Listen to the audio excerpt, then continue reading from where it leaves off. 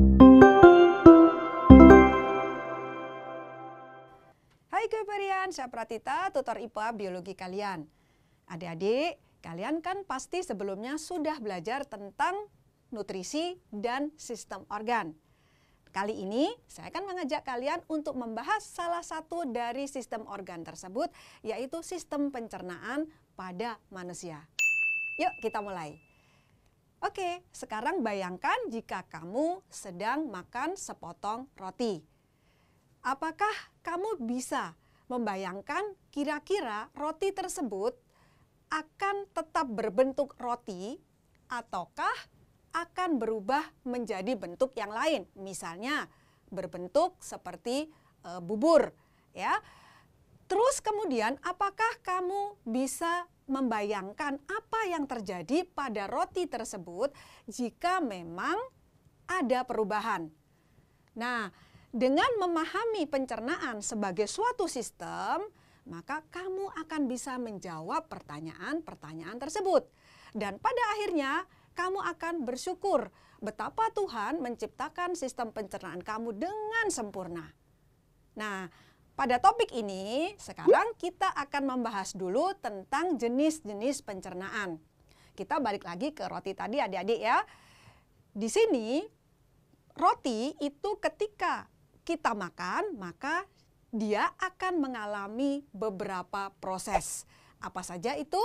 Yuk kita lihat. Proses yang pertama itu adalah ingesti, yaitu proses memasukkan makanan ke dalam mulut. Dalam hal ini berarti kita memasukkan roti ke dalam mulut kita. Tahap yang kedua itu adalah digesti, yaitu proses mencerna makanan mulai dari mulut sampai ke usus halus. Ya, jadi roti tadi begitu masuk ke dalam mulut kita, itu akan mengalami proses pencernaan sampai ke usus halus. Tahap yang ketiga itu adalah absorpsi, yaitu proses penyerapan sari-sari makanan di dalam usus halus agar dapat diangkut ke seluruh tubuh. Ya, jadi roti tadi setelah mengalami proses pencernaan, kemudian akan diubah menjadi molekul-molekul kecil yang bisa untuk diserap dan diangkut ke seluruh tubuh. Terakhir, itu adalah defekasi, yaitu proses pengeluaran sisa-sisa pencernaan. Nah, adik-adik harus tahu juga bahwa ketika kita makan, maka pasti ada zat makanan yang tidak tercerna. Nah, itulah yang kemudian akan dikeluarkan pada proses defekasi dalam bentuk feses. Oke adik-adik, itu tadi adalah tahapan dalam proses pencernaan sepotong roti. Supaya kalian tidak terbalik-balik urutannya nih, saya ada cara supernya. Solusi Kuiper. Ini dia Abang Bekasi. Ingesti, digesti, absorpsi, dan defekasi. Mudah bukan? Nah, sekarang dalam proses pencernaan makanan ternyata ada dua macam proses yang akan dilewati oleh makanan kita. Apa saja itu? Kita lihat.